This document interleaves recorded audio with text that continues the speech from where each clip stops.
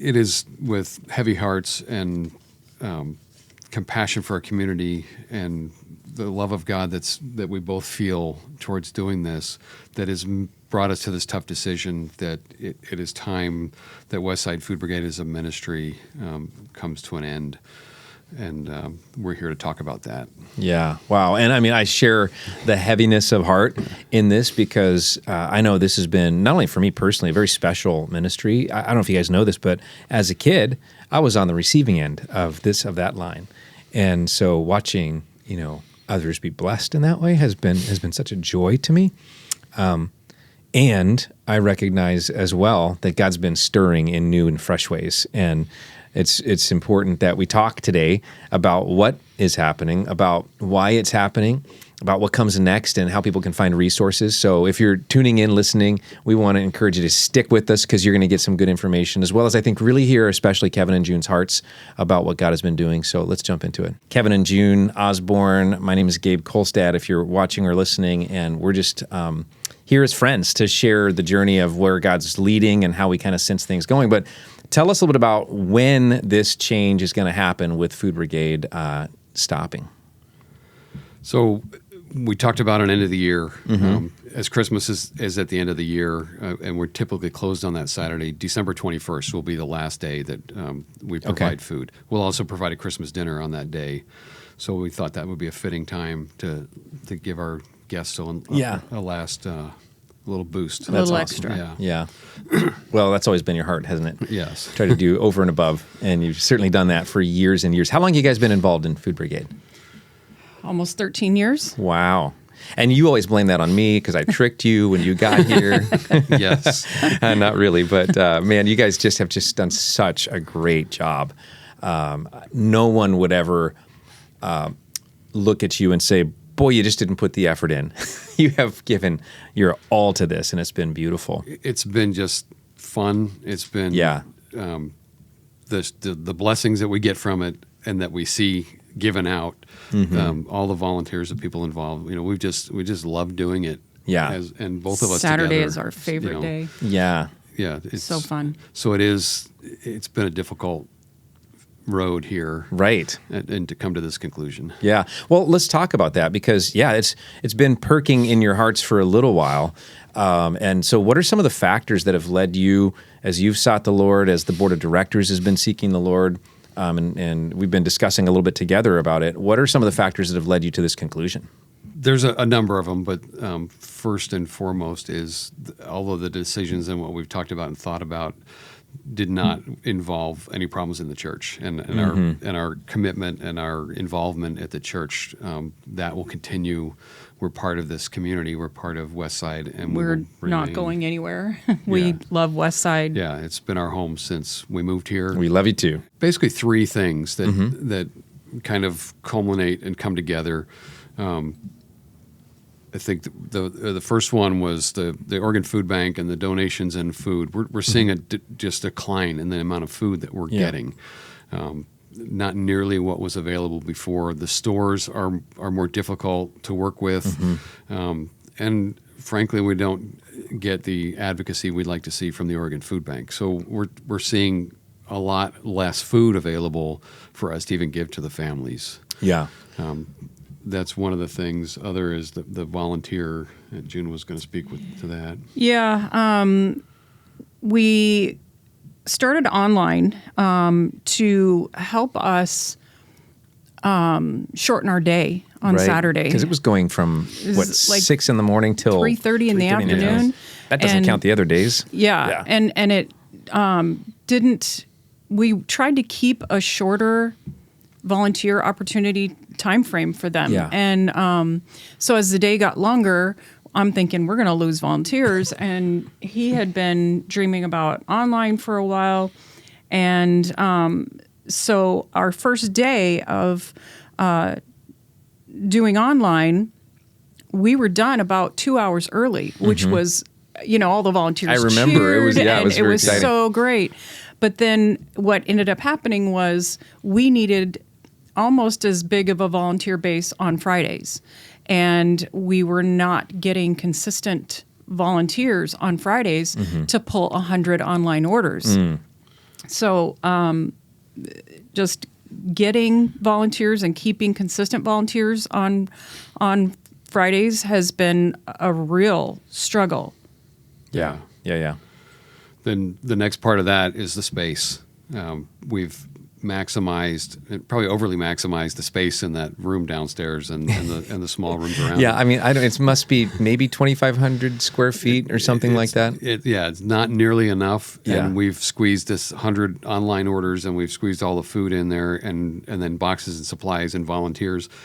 And we kind of realized that as we've been asking for and praying about and looking at a building or more space somewhere, that those doors just aren't open. There's something about, and we realize too that more space requires more people, more volunteers, and when we struggle with that, those two things come together and say, well, maybe this isn't where we can best utilize, the food and the food sourcing and getting it to people. So it was kind of like, for 12 years we're involved. We needed something. God said, here you go. Here's a door open. Here's a lead. Here's a grant. Here's something. And when we started talking about this, it just wasn't there. And we just feel like God saying, you know what, the season is, I could give you this, but you're still going to struggle. Right. These things are going to start multiplying. And so we really decided, with those two things, that it just wasn't in God's plan for us to expand further. It was going to require too much. Then the third thing on top of that was physically the amount of work physically that we had to do.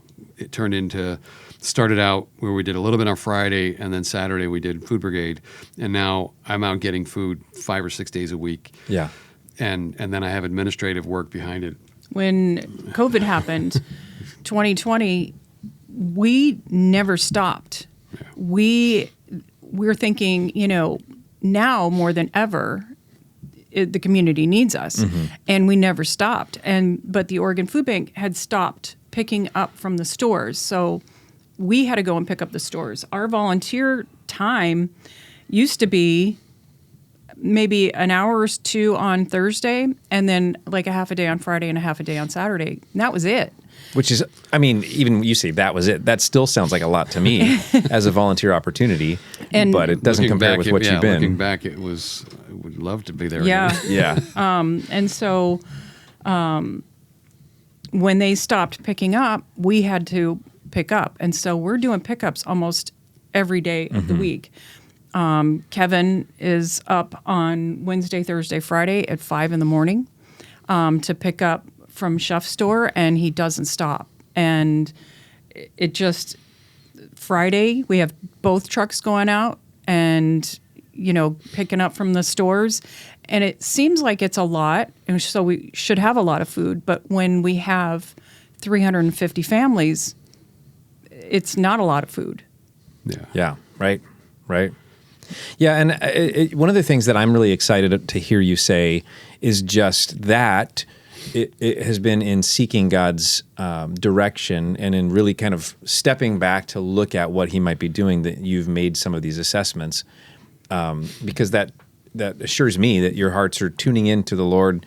And I know this. I know that when He closes one door, He opens another. We'll talk more about that in a couple minutes, but there's been some other things bubbling up that are very exciting, and it gives me hope that as we see God maybe reshuffling the decks a little bit, that it's not because anyone's denying that there's need in this area. It's just maybe the Lord is doing something new in terms of how this all gets solved. So we can talk more about those in a couple minutes, but one thing I'd like to ask you right now is, what needs does this change highlight in our community? Knowing that Food Brigade is going to be coming to an end, what gaps are going to be evident and visible right away? First and foremost is food. Yeah. The guests that and the families that come to us for food every week are not going to, they're going to have to find something else. Right. We're going to have to find ways to assist them in locating and becoming part of a new pantry or an existing pantry that can accept some growth. And I think the second part is there's opportunity in the community to, what I think God is telling us is we need smaller operations that can serve people on a smaller basis and do it a little faster. So you're not spending 5, 6, 7 hours One of the things that we've learned early on in volunteering is you've got to have a very concise window, and you've got to get people in, keep them busy, and send them home. If you Yep. expect too much, they'll stop coming. If you don't have things to do, they'll stop coming. So we've tried to be that way, and it's just almost impossible with the expansion that we've done. So I think breaking it into smaller pieces and letting the community take it on. And I think the last one, when we were at the Making Aloha Better, I think was something like that we called it. Like that, yeah. But the opportunity that food insecurity is not something that happens to people. Food insecurity is a result of something else that's happened. Yeah. And how can we come together as a community similar to what they did over in Rockwood in addressing some of the needs in the community that can maybe get people out of that cycle of food insecurity, whether it's involved in training, involved in learning different skills, doing things like that. So there's great opportunity for that in the area. Yeah, for sure. Let me push back on the food gap that, like you said, it's going to be obvious and evident right away, immediate. People are going to be asking, where can I get food? What's your recommendation for people, even right now, that maybe you're hearing this for the first time going like, wait, I got to figure this out? Yeah. The Oregon Food Bank has a food finder section on their webpage. So it's oregonfoodbank.org. And you'll see Food Finder. You can search by zip code, by days of the week that a pantry's open, by the foods they have. Do they have specialty foods? All kinds of. There's a whole bunch of things you can sort on, and it'll give you a list of every pantry in the area. It'll put them on a map, and you can click on. So it's a really cool way to get a lot of help. Figure out where the places are, what days they're open, what their hours are. How do you have to sign up? Do you just show up? All those things are usually listed. And then there's usually a contact information, phone number or email that you could send to them to get further information. That's what we would recommend, rather than just say, hey, go here, because we don't want to end up overwhelming or, having all of a sudden everybody turns to one place that isn't equipped. So trying to do it in somewhat of an orderly manner for sure will help ease some of the burden that some of the other pantries are going to see right away. Yeah. Okay. You mentioned the volunteer gap as well. People love this ministry. Yeah. They've been a lot of people have been very faithful with this. Some people have been serving with you for a long, long time, right? Yeah. And there's been some people who've put in just gobs of hours into this. And I know they're going to be thinking, wow, what do I do with this urge to help people that I have? What initial recommendations do you have for them? And then I might have one or two as well. There's lots of opportunities. The same thing, you could contact one of those pantries and say, do you need volunteers? We talk to people that run pantries all over, in the Beaverton, Aloha, Hillsborough area, and volunteer help is always something. That is the struggle. Yeah. So if you have availability on certain days, they would love to get the help, put you to work. So I would say the same thing. Look at where those pantries are, look at the hours are open, and then contact them and say, I'd love to volunteer with you. And people will love to hear that. Okay. So that's one way.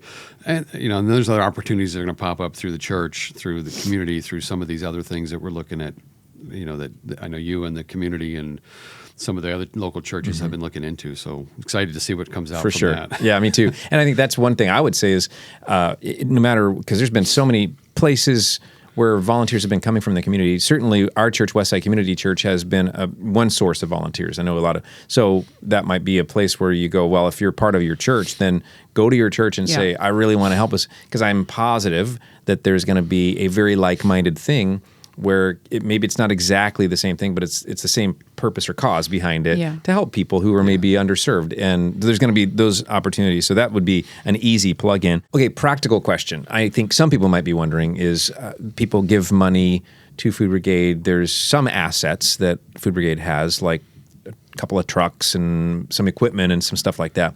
What's happening with those things as Food Brigade begins to wind down? Number one is we've been in this room and in the building, and we have to leave it better than we found it. We've destroyed it. It's been used for God's glory, right? Yeah, it's turned into a warehouse /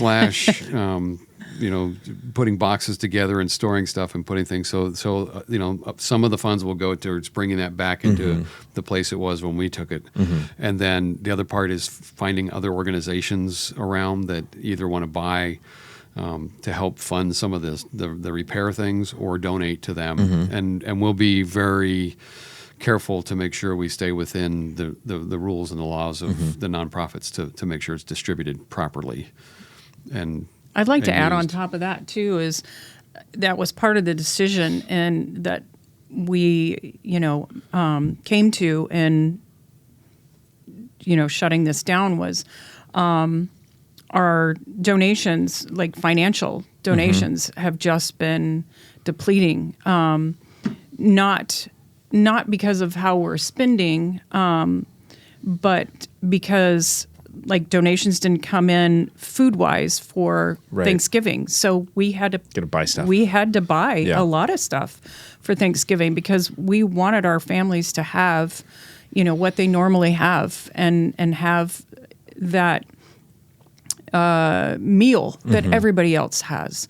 And so with our fundraisers, it's not there. The funds just are not there like they were in the beginning when everything was just raining down on Yeah, Food you're not Brigade. sitting on millions of dollars No. as a Food Brigade, that's for sure. No. Yeah. Yeah. Well, we appreciate your faithfulness and, commitment to really doing your, what they say, fiduciary duty here. And I trust that fully. So, and I know you got a solid board of directors that's going to help make sure that happens too. So I think of one of the pieces that might be overlooked a little when I'm initially thinking about this change is the sense of community that people have found in Food Brigade. Because for some of the guests even, Yeah. right, it's become the place they come and they intentionally have not done the express shopping thing, Yes. right? They've done the linger, have a conversation, these are the people I see every week, this is my community. Do you have any thoughts about how people can scratch that itch as this shift comes through? Not a lot. I mean, sense of community is important, and it does create that safety factor, that friendship. I know that person, they know me. Anywhere you see them, we see some of our guests in the grocery store, walk around in parks, all different places, and can say hi, and so that part has been amazing. It's like an extended family. Yeah. So I think trying to come up with finding those opportunities, get them connected. I would say maybe half of our volunteers are regular attenders at Westside. The rest have come from either through the need and then become volunteers, true. or just through community hearing about us in those places. So there's going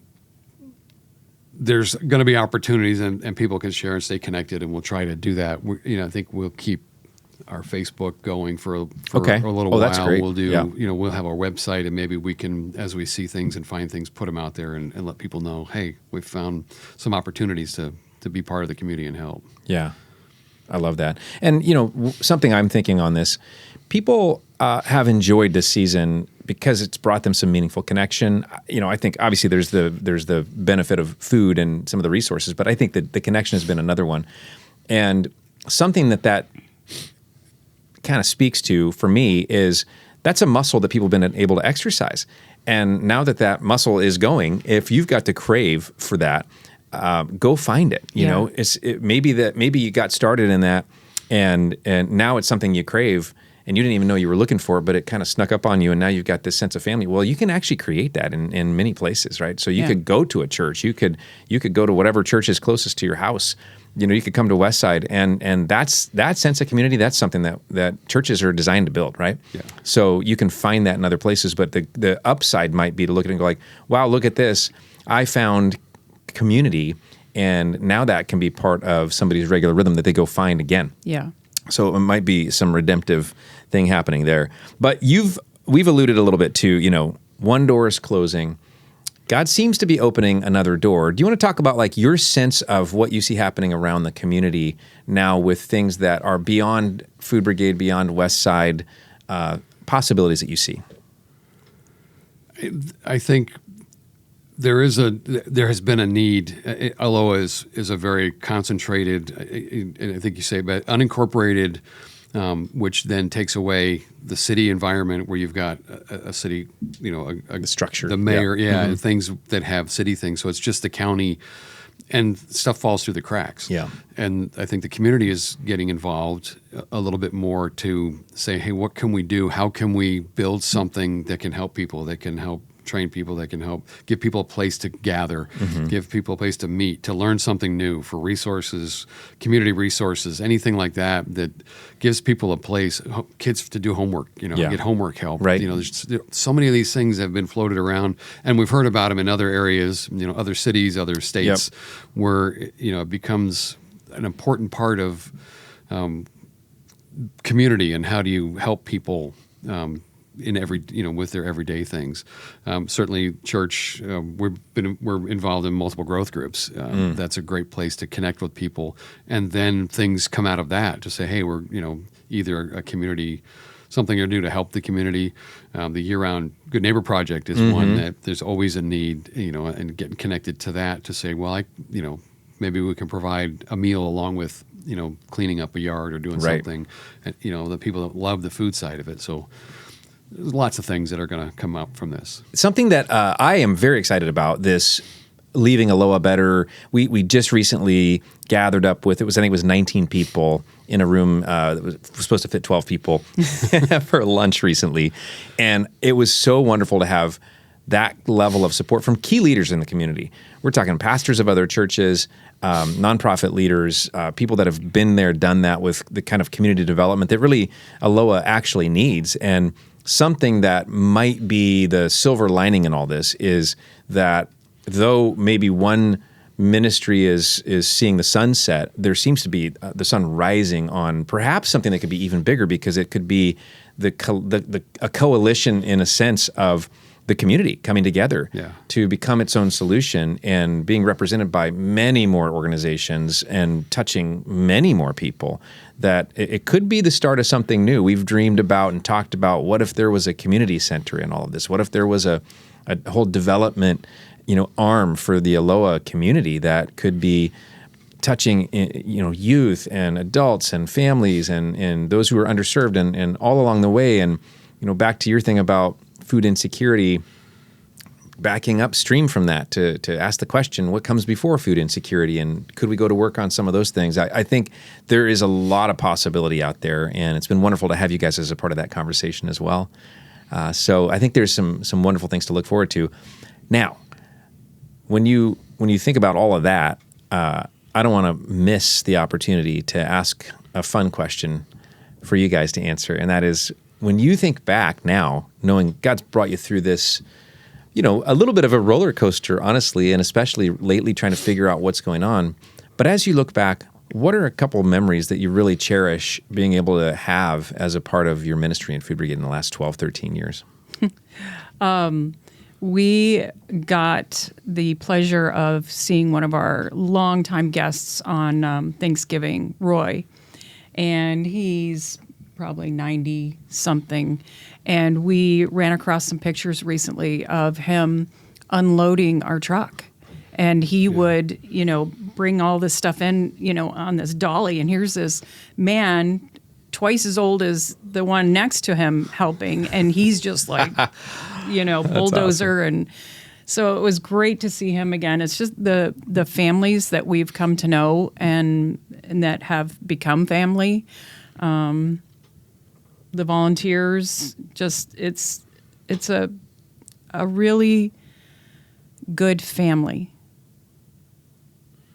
Yeah, I think the holiday times, because would have costume day, for Halloween, for Christmas. Well, I got my buddy the elf, and I'll probably wear that again when we do the Christmas, giveaways, and just trying to make what we're doing fun. And that's the biggest key, is if you're not having fun when you're volunteering and serving, then, we've got to change that, because it should be fun. It should be everybody getting along, the guests, enjoying the time that we had with the guests. We used to have them inside, and they would shop for their own food back pre-COVID. Yeah, when we had a lot less families every week and we had more room inside. And you would get to interact, and all the volunteers would interact with all the guests one-on-one, and the connections were real. And it was, those are the kind of the things that that you remember for a long time. And then we've run into guests that we haven't seen in 6-7 years, pre-COVID, and just see them in a grocery store, and they remember us and we remember them. Yeah. And that's always, it's nice to know that people they didn't stop coming to us because they couldn't get here. They stopped because their need was being met. I mean, Yeah. which in is other the ways. ultimate Yeah. And that's- Exactly. win, right? Yeah. Yeah. Yeah. I think that all of that is the legacy of Food Brigade to me, is the heart of making a difference, the heart of having fun in a community. And what's exciting to me is to think some of these things don't have to come to an end. For instance, I'm sure that our church is going to continue to do some sort of Thanksgiving food box outreach. I mean, that's something we can do, we can figure it out, and people can volunteer, and we can still get special, holiday meals to people that aren't going to have it otherwise. And we can do some of those things. We can't do, as a church, we're not going to be able to do all the other things, but we'll be able to do some of those special things and flex that muscle and have those memories too. But I think Food Brigade leaves us the opportunity to use our imagination individually too, to go, well, how would I be that kind of a blessing to somebody else on a regular basis? Maybe that is through an organization, or maybe it's just through the way you live your life. Maybe it's, I remember my sister used to drive around with supplies in her car for people in need, and this is when she was a single mom and in need herself, but she just had a heart to help people. And that kind of thing, the Lord is always going to bless that and always going to use that. So thank you for setting that example for so long, so faithfully. One thing that might be coming up as a question in people's mind is they might say, well, I wanted to share my story. I wanted to celebrate what was going on. And so kind of a fun announcement that we have is that we're going to have an event, and we're going to call it Celebrating Food Brigade. And it's going to be hosted at Westside Community Church. And I can tell you this is going to be fun. We're going to tell stories. We're going to see pictures and videos. We're going to just hear what God has done, and really have a proper time to go look at this wonderful thing God has done, and to honor all the volunteers and everybody who contributed to this effort. And so for everybody listening, we want to make sure that they get to come to that. Yes. So we'll put the info out on the Facebook page, on the website, through Westside, and hope everybody gets a chance to come join us for that celebration. Yes. Yeah, it's going to be a lot of fun. Yeah, it is. Well, thanks you guys for, again, I can't say thank you enough for the impact that you not only have had, I know you're going to continue to have as we continue to do ministry together and hang out together at Westside, but we believe that God has used this season in a striking way, and looking forward to how he shows us what's next with the community and how he wants to organize his kids next. Yeah. So thanks again for being on the journey. Thank you. Thanks. So while Food Brigade is coming to an end, we're also at the same time excited to see God bubbling up some brand new things that we didn't know he was doing. And we believe some really great things are on the horizon. I just want to thank the community, thank the church, thank everybody that's been involved. It's been an amazing run, and there are some great things to come.